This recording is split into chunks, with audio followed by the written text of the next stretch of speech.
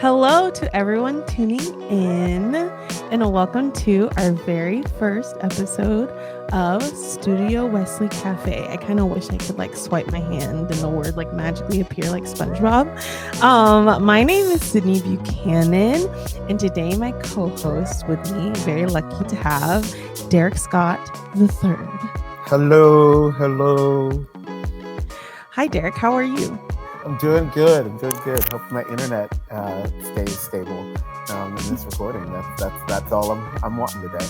Yeah, and if it doesn't, it's okay. It's okay. That's it's good to be with you today. Yeah, I'm happy to have you here with me for the first episode. Super yes. So, Derrick, what is Studio Wesley Cafe? We kind of thought this up together a little bit, and I figured since it's the first episode, we could go ahead and give people a little bit of the piece of the process of us putting this together. Yeah. So I'll talk about it from the seat that I sit in, and then you can actually color it and say actually Derrick. And I think everybody will appreciate it. So Studio Wesley is a space trying to serve college-aged young adults in the digital space, and recognizing that spirituality is a part of our lives, and so we totally want to make space for that part. But in the midst of spirituality being a part of our lives, college-age young adults are walking around the real world. They're actually experiencing things that don't always fit neatly in spiritual or Christian or church or those kinds of categories. And particularly in regard to culture, things that are showing up on your social media feeds, things that you are actually experiencing, events, people, personalities, themes, all of that. And so to me, Studio Wesley Cafe is that space within a campus ministry where college-aged young adults, as well as those who might not be college-aged young adult anymore, are talking about those things, and are talking about them in the context of being in spiritual community. So sometimes that is going to draw a straight line to concepts like Jesus.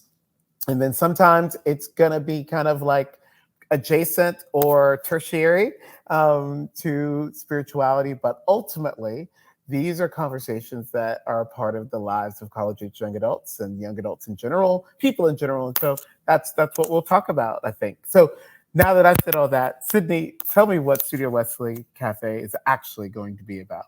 Yeah. So Derrick comes to me. Derrick gives me that piece of information, that inspiration he had. And I was kind of okay, well, how do we do this? How do we, there's so much happening in the world, especially in 2023, when we have access to all the information at any given moment. How do we talk about the stuff that really applies to us? And so, I kind of organized that into two different segments that Studio Wesley Cafe is going to have. One segment being just plain old Studio Wesley Cafe. It'll be me, your host, and then I'll have another co-host with me. Today it's Derrick, and each month it'll be a different person.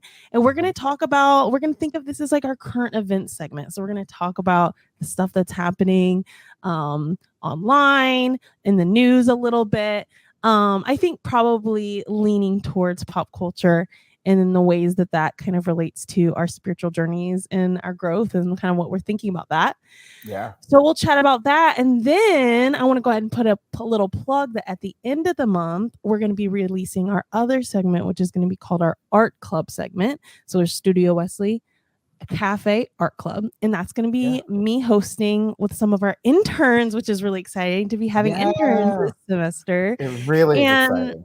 Yeah, and so in that segment, we're actually going to kind of be, it's almost going to be a little like a show and tell. I'm going to give us prompts about different mediums of art. So it could be a movie, it could be music, it could be poetry, and basically all the interns are going to kind of make their choices based on these prompts, and we're just going to talk about so for example, our first episode, I'll go ahead and give you a little sneak peek, is going to be about our 2023 theme songs. What is the song that you feel captures the essence of your 2023? And so the interns are going to answer, and we're going to talk about it, and I think it's going to be a lot of fun. And so that's going to be kind of what we're releasing every month. That's what Studio Wesley Cafe is, and to me, it's named Cafe because when I think about sitting at a cafe and drinking coffee like Derrick is doing right now, I also have my coffee. I think about all the different things that I want to talk to my friends about and the real world things that I feel like I'm deeply connecting with. And those aren't always the things that we're talking about in church during a sermon. Those might be anything that we're seeing in online trends or movies we just saw or albums that just dropped. That's the stuff that I feel like when I'm getting together with my friends at a coffee shop, that's what I want to talk about. So that's what Studio Wesley Cafe is. Do you have anything else to add to that? No, that's perfect. And I'm just stoked that you would want me to be on the first episode. Like my whole life. So excited. Of course. And actually I think that's a great intro to what we're going to talk about next, which is going to be a little summer recap. We just started the semester. I think we're all getting settled in, especially those of us who are students, are probably getting into our rhythms. And I was sitting here thinking about our first episode, and I'm like, what a summer 2023 was. So much happened.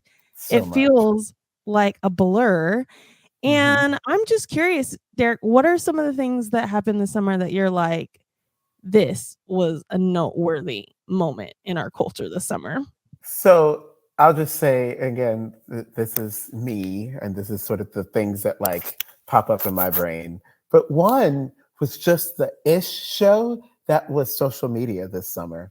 And the disintegration of Twitter and whatever X is supposed to be, that I'm actually still on. I am still on X, even though I've just like, it is a dumpster fire in a lot of ways. And yet there's some redeeming qualities that I can talk about maybe. But then like how Threads like became like a major thing and then not a thing. Like, and it's still like a thing, but it's like, it went from like major things to like one of many platforms now. And I finally got a Blue Sky invite code. So I'm on Blue Sky now. And not a lot of my people are on Blue Sky. I don't even know what that is, Derrick. You said Blue Sky? Blue Sky. Yeah, Blue Sky is, so the guy who had been the CEO of Twitter, I can't remember his name right now, but the dude before Elon Musk. Okay. That guy, and I can't remember his name right now, which is perfect. I can look it up in a second if I wanted to, but he started another social media platform called Blue Sky, and it's an invitation only social network, and some folks that I follow are on Blue Sky, but like people I follow, not like my people. Like, yeah. So little by little, my people are getting the Blue Sky, but you need like an invite code. It's the exact opposite of what happened with Threads, right? Like you had to have an Instagram account and then you got on Threads, and that was it. Like that's all you needed. The barrier for entry was soup low, right? And so just massive number, like millions of people just ran into Threads with the disintegration of Twitter. And now Threads is one of many social networks. It's not the one.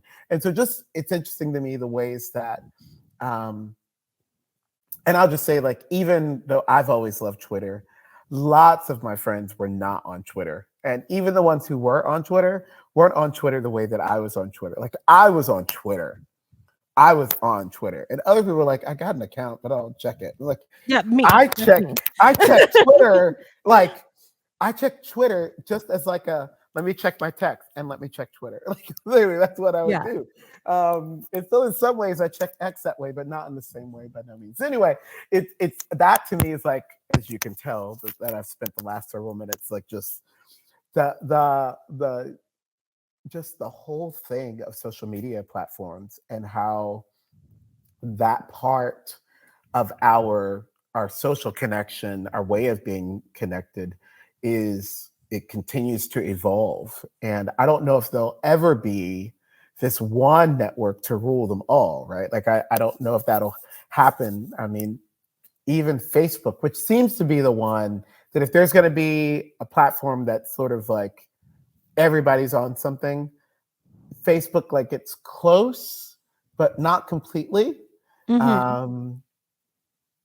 Yeah, I don't know. I just, it's fascinating to me, and I don't have a conclusion at the moment of what I think the end is going to be, or then even the next phase. Yeah. But I just remember walking around talking to people when Threads first came out. I remember talking to people. I was like, "You realize that 2 weeks ago none of us were talking about Threads, and now we're Yeah. all on Threads." Things move so fast. So, like, literally, Yeah, yes. and especially with social media. I mean, I never even made it to getting a Threads because I love social media. I'll be the first to admit. I love Mm, it. I eat it up.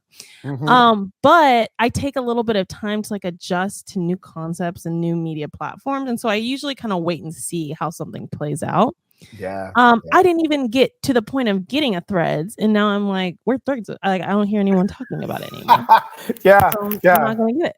yeah. And then there's what's that one called where you like it sends you that alert and then you gotta take a picture really quick. Oh, be real. Be Be real. real. I gotta be Oh, be real. real. Yes, I And now Be really. Real's trying to be Instagram. Like they're adding all these new They components. You can are. post, They are. You can and it's pin like stuff up. Yeah, every platform is trying to be every platform, and that's yeah. not gonna work. I'm surprised how much I like Be Real. Like, I was an early adopter to Be Real. I think Yeah. it was. I mean, way in its beginning, I like hopped on the Be Real train, and if for the most part kept up with it.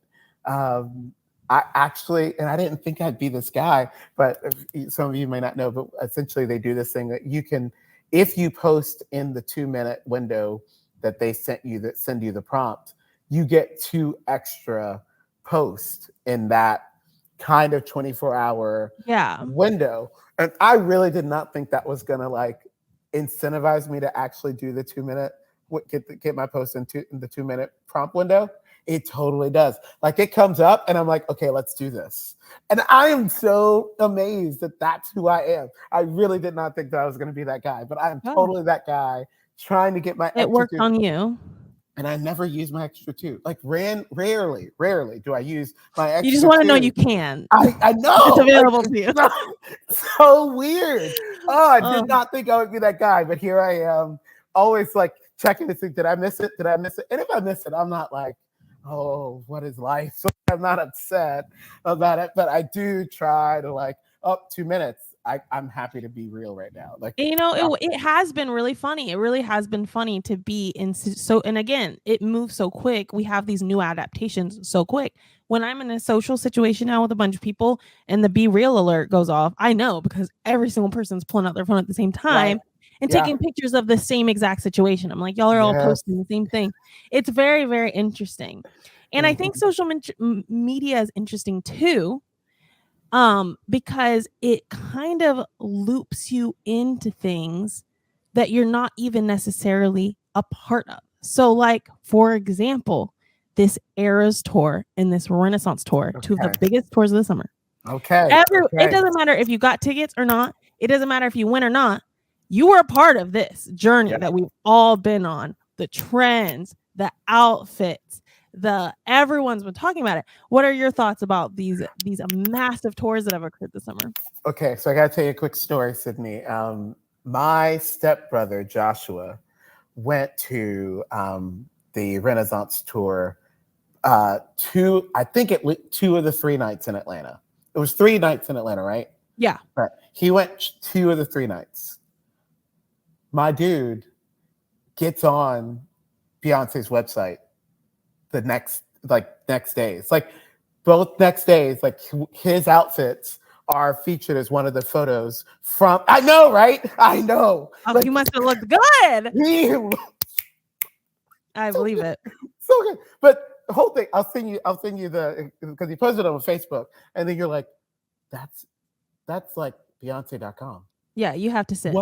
What the hell? Like, I've seen influencers that I follow like make it on the website, and I'm like, yeah, oh my god, I'm so jealous. yeah, no, But and my step, but 2 times, wow, 2 times. I know. And so I think, and this is where it does kind of lean a bit, kind of in the more broad spirituality, but also communal kind of thought.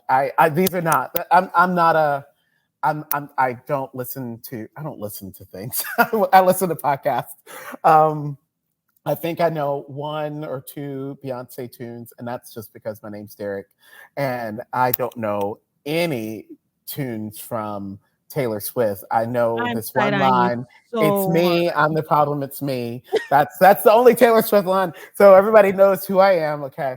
But I have obviously have friends and family who have made these like pilgrimages. I'm going to use that word intentionally. Pilgrimages to these concerts, and like very much like decked out, like getting an entire like not just wardrobe, like entourage situation, like whole like what are we doing before we get to the concert? What are we doing after the concert? Documenting the whole thing and planning the whole like. I do think that there is something, um, little s spiritual about it, and something big C communal about it, and just watching people's Instagram post and folks who like went to a concert and then 2 weeks later, I'm still here. I'm still living off of this thing over here. And I like no judges. I think that that is fascinating. And I also like there's a part of me that if I was more given to like doing communal things like that, like big room, big crowd things, I think maybe even in my early 20s, I'm 43. So in my early 20s, I probably would have just gone because I would want to be in that space. I'm not inclined to do that, at this stage of my life, but I find that fascinating and also kind of I find it cool. Like I don't necessarily. It's not like it's not mine. Like it's not something that I want. I'm not jealous of a single person that has been at one of the concerts, but I do think that there's something really positive and something really, again, communal about those experiences. And I think there's something about these icons of Taylor Swift and Beyonce. Um, and then we start talking about the role of not just prominent female artists, but female artists who are running their own show and who are making their own path, and they are the ones saying, this is what we're doing. And so that part too. I've said lots there. So Sydney, I mean, what are your thoughts about these incredible tours? I mean, and we've talked about it, but I completely agree that I think there's something so beautiful about the ways that people are coming together and organizing for these shows. Mm-hmm. I don't necessarily agree with this, and I'm pretty sure you won't agree with this, but I saw a meme once, and it was this random guy came across my TikTok, and he was talking about people who go to church every Sunday or who really love going to church every Sunday. What they really need is just to go to more concerts, is what he said. And I thought it was an interesting observation. Okay. Mm-hmm. Because Mm-hmm. there is something deeply connective about getting together with a bunch of people. You're all dressed the same. You get in these huge stadiums and you start singing these songs that you all know.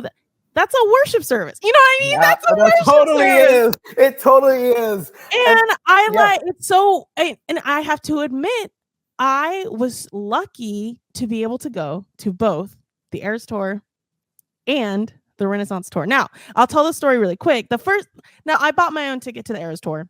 Mm-hmm. I did get a little bit tricked into it because one of my friends was like, I'm getting tickets. You want in? They're going to be super cheap. She told me they were going to be super cheap. They were not super cheap. But the tickets were bought and I'm like, well, I have to go. So I went to the Eras Tour and it was amazing. Now I'm not a Swiftie, but it was still an amazing experience. Mm-hmm. But then sure enough, I was like, I already spent too much money on the Eras Tour. I am not going to the Renaissance Tour, sadly. But this same friend who talked me into going to ends up winning free tickets to the Renaissance Tour and taking me. So, and I say friend, it's my sister-in-law. But And so I ended up going to the Renaissance tour for free. And that experience was deeply spiritual for me because I love Beyonce.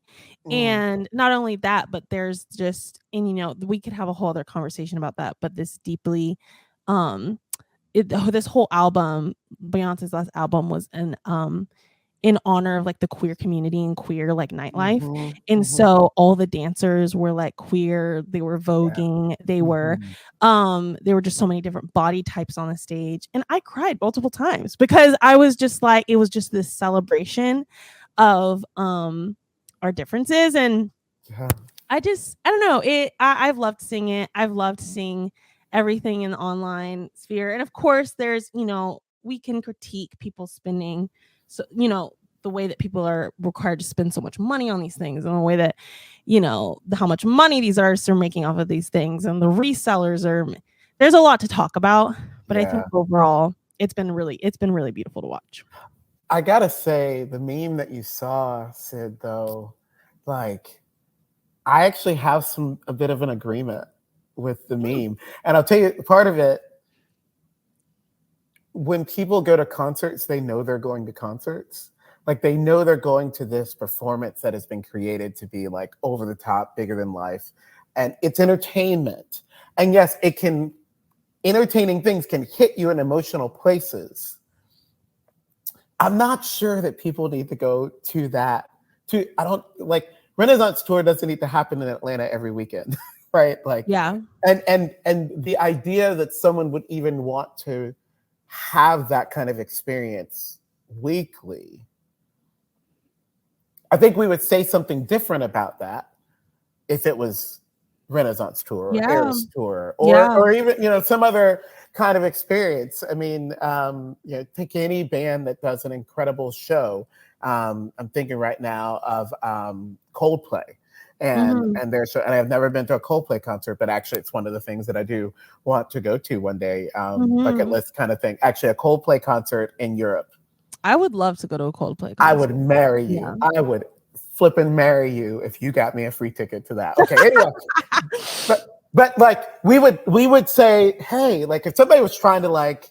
And we do know some of these people, right, who've like gone to multiple concerts, like they literally traveled to go, and like you're like, okay, that's a lot, okay, like, and we give like some room, like, okay, you are a committed Swiftie, I see you, but like years, right, like we've like slow down, but like we don't think about that kind of like when people literally run from like worship gathering to worship gathering, trying to recreate that experience, like we don't ask the question because I think we give an extra layer of grace and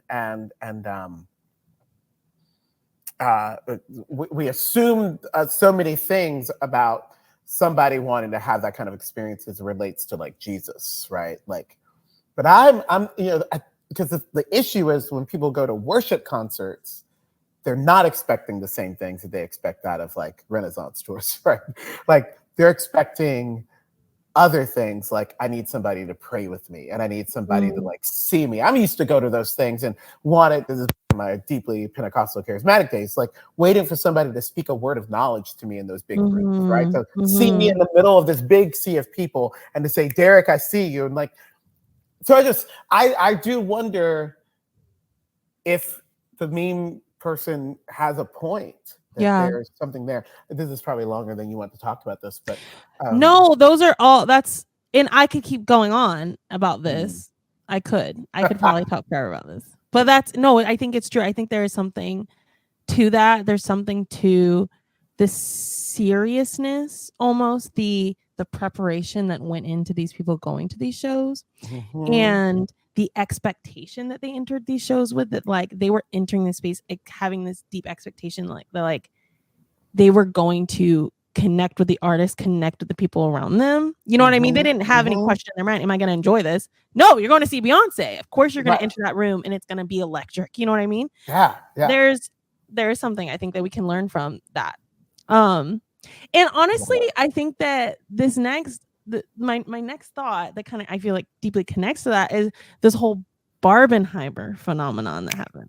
Okay. Now this isn't a big concert, but this also over the summer was this huge, there was this huge lead up to these two movies being released on the same day. The memes, the outfits, the like, it's like there was something in us this summer that was craving this like deep connection with others and like looking to these like the arts and film and music to like find this.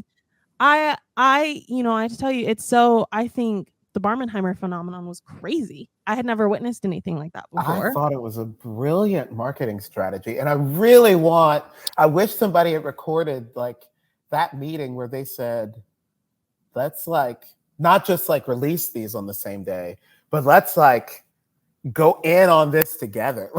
Like, right. These two movies that are so, I don't know. It's so. So what are your thoughts? Because I went first last time. So what are your thoughts on Barbenheimer? Okay, so here are my thoughts. I have a lot of thoughts, but I think overall, I left that whole situation with this kind of thought about how we took these two movies, who both had a lot of serious things to say, right? Like Oppenheimer being about that topic, and then Barbie, which was like, we all know, a commentary about the patriarchy and the like our relationship with our self-worth under capitalism and all these, and they got memed in a way that I'm like, I don't know if we missed some important conversation. Like, I don't know. And again, this was a question. Did we miss important conversations? Did we miss important critiques of the films because of the way, because of this phenomenon and the way it got memed and the way it turned into show and tell with your outfits, with your friend group? I don't know. And I because after the fact, obviously I'm seeing, indigenous people talking about some of the things that were said in Barbie. And I was seeing people discuss, should we even be supporting Oppenheimer, a movie that's centering this white man who created this thing that completely has destroyed societies. You know what I mean? So that's kind of, I was left with this, like, at what point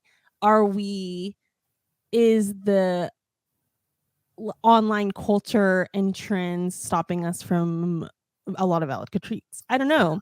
But overall, I thought it was fun. I went to see Barbie. I actually didn't see Oppenheimer yet. I was waiting. I wanted to see that for free. I was waiting. So you haven't seen Oppenheimer at all? No. Okay, cool. Yeah. Okay, so what are your thoughts?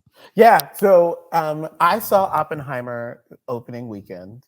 And I actually had attempted to see Barbie the same weekend, but I just couldn't make it work in my not busy schedule. Everybody knows I'm the laziest person on the planet, so I'm joking, but I didn't see Barbie the same weekend. I saw Barbie like 2 weekends later. Again, thought that the marketing strategy was just brilliant. I found both movies. I was not mad at myself for going to see those movies. So I'm glad that I saw them. So my take, and it's a little more like step back. There's a theory around the generational theory that Gen Z is what some have termed an artist generation, where Gen Z, and it matches other quote unquote artist generations, where they because of where they come in sort of a cycle, they are the generation that, because they are coming of age in such a period of disintegration of institutions and of norms, and like there's just so much change happening, and it's very unstable. And again, they're coming of age in that era, so they don't have the power to affect any kinds of changes. These are changes literally taking place around them, and so they're just trying to make sense of it. Now, that's generational theory, and we're talking about Gen Z, who's not really at a place where they could make movies and things like that. They're not old enough to like be all the way in there. But I think we are in an era now that so many people feel so powerless to deal with the different things that are happening around us, that there's this gravitation towards art. Mm-hmm. And I wonder, this is me getting to my point, I wonder if one of the reasons why Barbenheimer happened is because so many people feel powerless, and we are gravitating, we are latching onto artistic expressions as commentary. Yeah. And that's what we're running to. And so this is where I even do think about what we just talked about, the Eras Tour and Renaissance Tour, but even like some of the songs that have become popular in conservative circles, like Rich Man from Richmond, like this gravitation towards these artistic pieces that are giving voice to. And so here's the thing, I do think that there will be some kind of artistic commentary on the Barbie movie and Oppenheimer. I think it's just, they haven't been released yet. And when they get released, I'm just wondering, this is a prediction that I might be wrong about, will they be another phenomenon? And so that's what I'm just wondering about, thinking about, like how we're just in this period of time where it feels like no matter how much we vote, or no matter how much we try to deal with like climate change and try to like even things personal, like how much therapy or self-care that we do, it's like this world is just like it's a hurricane kind of spinning around us. And so we're just grabbing artistic pieces that seem larger than life, that give expression to what we're feeling, and not even the totality of what we're feeling. So I think that's even where Barbenheimer comes in. These two films that literally like at best are opposing. Yeah. Right? And yet, how many people not just saw both movies in the same day and planned it, right? Like planned it, whoa, like what is happening there, right? And I just think that is part of our response to this crazy world that we're literally like Oppenheimer, like spoke to one part of like the disintegration that we're experiencing, the ways that we've built institutions that literally are destroying the world. Like, and we built them with these incredible intentions. Yeah. Right? That like, and marginalized people helped create the thing that destroys other marginalized people, and like everybody getting like, whoa, like that's like one side of it. And then there's the other side of it. It's like, look what we built. We thought we built it. We thought we built something really, really awesome, and it's not awesome. We're now feeling the effects of it. And what does that mean? And how do we take it back? And did we really take it back? Like, you know, all of that. Like, Barbenheimer is all of that. Yeah. Okay, I said much. Sorry. No, and honestly, that what you're saying is giving me so much to chew on when it comes to the memification of it, because it's like what happens nowadays when we're all craving something in like a connected, like as a connected experience.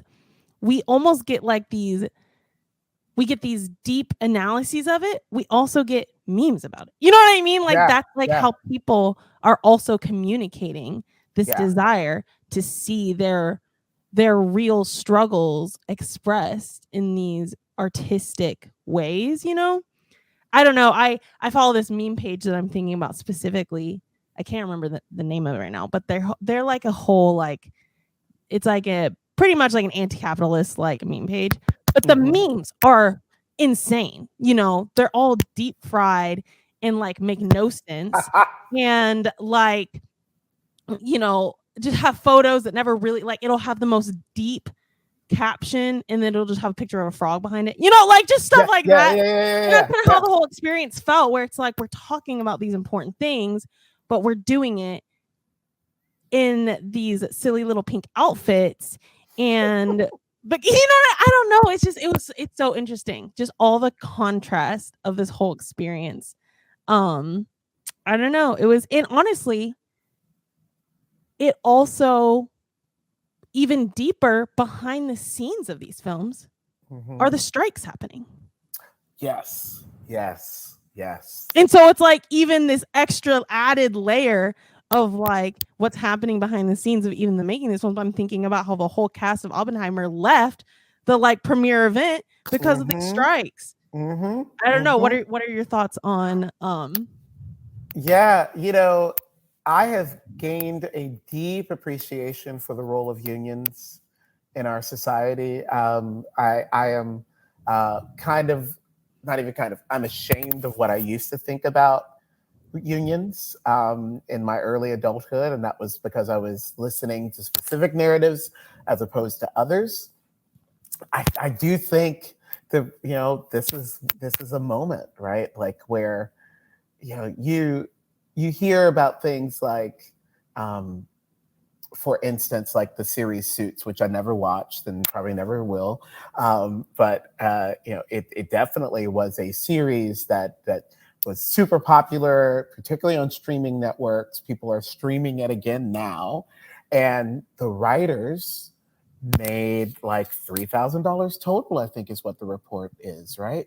And like, maybe that's an exaggeration. Maybe the writers made a combined, like, like maybe like you get down into it, like, and these other but I think that the fact that there's this disconnect between the writers, the actors, and these studios, and you know, some of the transformation for me around like organizational culture and institutional culture is that the people at the top should be existing for everybody else in the organization. And that's just so not what we have. Like, people are striking because they don't think their employers are listening, and they don't think their employers care. And I just think that that's an important piece if we're going to do work together. Like, regardless of the sector, like, if your employees do not think that you care about them and care about the real issues, like, yeah, I think that there's definitely a huge layer that's financial. And then there's just a huge layer that's just relational. Like, we can't even have a real conversation about compensation with you because we jump through all these hoops just to have that. Like, and so, yeah, you have to have unions. And I just think that this is that day. This is where we are. And so, yeah, I think that it is again part of the continued sort of disintegration of the old order that we've gotten used to. And I do think that I think that what's going to come from the other side of these strikes is going to be something possibly really world shaping and life changing for actors and writers and others who are in the midst of striking right now. I totally support them, and I think that we all want our shows to come back, right? We all want our movies and our series to come back, and we want them on streaming networks, right? Like, and we want to protect these folks who are doing good entertainment work. Doing good work. We want to protect them. Yeah. We want to protect them from AI. We want to protect them from having to work ultimately less than minimum wage jobs for things that are culturally significant. And the fact is that their bosses are raking in incredible amounts of money. Yeah. And yes, as an employer, I know what it's like to put your own financial, situation on the line for the sake of the organization that you're running, and also take care of your people. Yeah. So those are my thoughts. Yeah, snaps all around. Yeah. I mean, I am also very much in support of the strikes. And I think that also it's a good moment for a couple things. I think it's a good moment for us to analyze our relationship with entertainment broadly and our like entitlement to being entertained and distracted, and like that at what point are we valuing that over people's rights to be compensated fairly?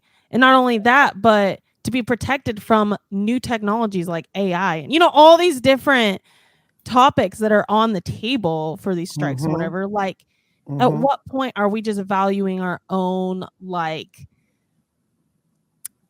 just entitled to art? Entitlement, and I would even want to put in there escapism. Yeah. Of our own lives, and to, which is like good on one level, but also like maybe we're asking way too much of streaming networks to like continue to give us these shows that Yeah. like we can get lost in. I don't Yeah. know. I also think that this applies to, I mean, this obviously one part of the labor movement is a whole labor movement, right? So this also applies to, I don't think a lot of people think about the labor that's going on in their churches. Yes. In their Yes. churches. Like Yes. people think this is deeply, but I'm like, do you know for how long churches have been functioning off of like exploiting people's desire to be close to their community and to God, and so offering themselves up for hours and hours and hours that they, you know what I mean? Like there are a lot of churches that have been exploiting a lot of people's labors. And so it's these moments where you have to pause and think. We just have to pause and think about all the things that go on behind the scenes and think about how worth it is to not be receiving certain, like films and TV and and also not be receiving other things because we want people to be taken care of above all else, I think. I love all of that. Yeah. Yeah. I just think that there's a lot of applications of it, but yeah, it's been interesting. It's been an interesting time, and I think that overall, I think my takeaway from all of this is that regardless of your participation in a certain phenomenon, all these, the Eras Tour, the Renaissance Tour, your participation in Barbenheimer, your participation or support on or opinions about the strikes, I think that it is important for us to pay attention to the things that mass amounts of people are participating in, because you're right, there's always something deeper happening. There's always deeper desires, right? A desire for connection, a desire for to feel a part of something bigger than yourself, a desire to feel taken care of by your community, a desire to see your real struggles represented on a big screen, right? And so I think that as spiritual people, as Christians, it's regardless of if you support it or you pay attention or want to participate in it, I think we should be paying attention to it. And I think it says a lot about the people around us in our community. Straight up, Sydney. Straight up. Yeah. If you had one takeaway from this summer, what do you think it would be? I just think this is a summer of transition, and a summer of transition in an age of transition. I think that it really, and it can be scary for some people. I think people are wired like I am, like step back and like look at it as a constellation of different things and seeing what's going to emerge and stuff like that. But in the middle of it, it feels like a hurricane. And it just feels like nothing is stable. And so I even think about folks who really experience a bit of a mini crisis when Twitter, as Twitter sort of just like, sorry, I just heard something. You're fine. Okay, there's a person down the road and they're moving and it was their truck, but it's just like the sound comes through the windows. It's okay. Right. So let me just pick up here. I'm going to start that whole thing over. Okay. Yeah, I think that it's a summer of transition and an age of transition right now. And people like me, people are wired like me, like we tend to like, step away from it because that's how we get some safety. And so we step away and we see this constellation of things and we're looking for where the connections are and what's going to emerge. But I think in the middle of it, like, it's really scary. It feels like a hurricane that you're just caught in the middle of.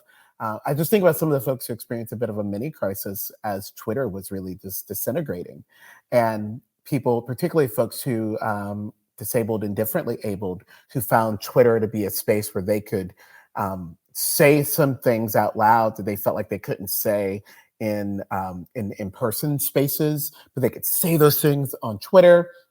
And they had this whole community of folks who were like commenting and stuff like that. And just as people were leaving Twitter, they're like, I'm losing my community. And it's not just about like, go find them someplace else. There is no other place. They all are, right? And so like all of a sudden this like stability that they had found is now disintegrating. And I think that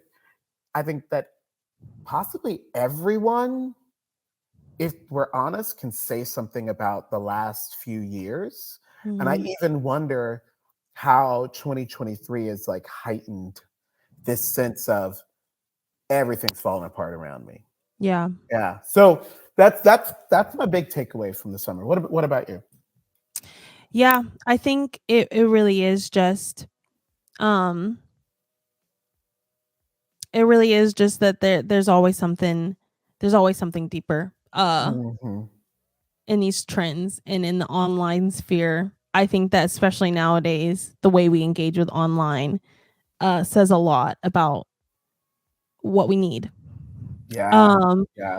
And I think that paying attention to how you engage with online and also with how other people are engaging can tell us a lot about the needs in our community and spiritual needs that people are having as well. And so I think it's all it's silly, it's fun, it's also important, you know? I totally agree. Wow. So well, fun. Derrick, thank you so much for joining me today.